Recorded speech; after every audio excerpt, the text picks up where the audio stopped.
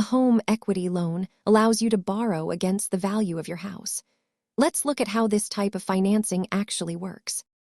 Equity is the portion of your home that you truly own, calculated by subtracting your remaining mortgage balance from the home's market value.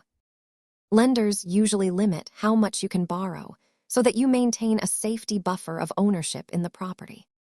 These loans provide a single lump sum of cash, which you pay back over a set period of time at a fixed interest rate.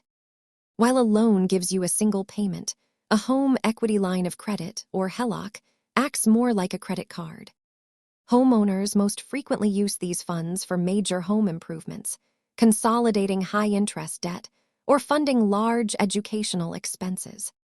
Because your home serves as collateral, it is important to remember the serious risk of foreclosure if you fall behind on payments. Always review your budget before taking on new debt. Thanks for watching, and remember to subscribe for more finance basics.